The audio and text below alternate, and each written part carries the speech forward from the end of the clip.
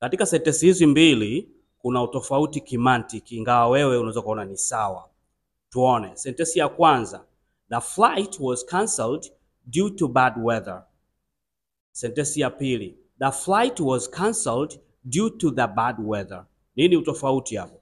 Kama kawaida nilivyozungumzia mwanzo kabisa matumizi ya articles, unapotumia article the unazungumzia kitu ambacho kinafahamika kati ya mzungumzaji na msikilizaji.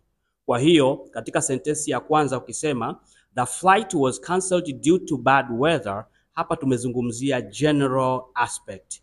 Hatukuspecify kipindi au hatukuspecify hali ya hewa au weather ambayo ilitokea kipindi hicho kilichopita.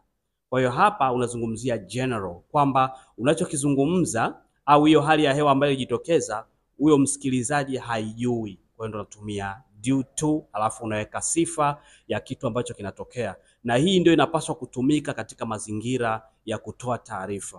Kwa hiyo utasema the flight was cancelled due to bad weather. Hapa unazungumzia kwamba hiyo bad weather msikilizaji haijui.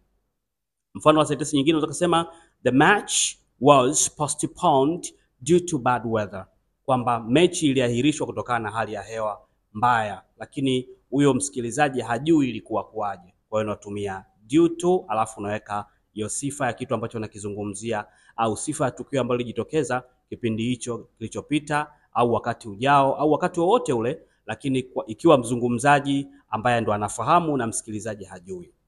Tunatumia due to the kwa kuweka sifa ya kitu ambacho unakizungumzia, kuzungumzia specific event happened during that time.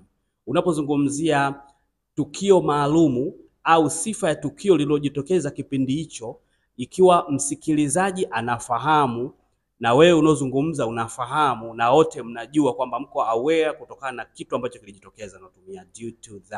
Mfano ukisema the flight was cancelled due to the bad weather we had yesterday, kwamba safari ya ndege ilisitishwa kutokana na hali mbaya ya hali ya hewa ambayo ilijitokeza jana. Wewe unaosikiliza na mimi ninazungumza tuliona. Kwa hiyo unatumia due to the. Pia unaweza kusema the match was postponed due to the bad weather we had yesterday, kwamba mechi ilisitishwa au iliahirishwa kutokana na hali mbaya ya hali ya hewa iliyojitokeza jana, kwamba wewe unaosikiliza na mimi ninazungumza wote tuliona kilichojitokeza. Ndio tumia due to the.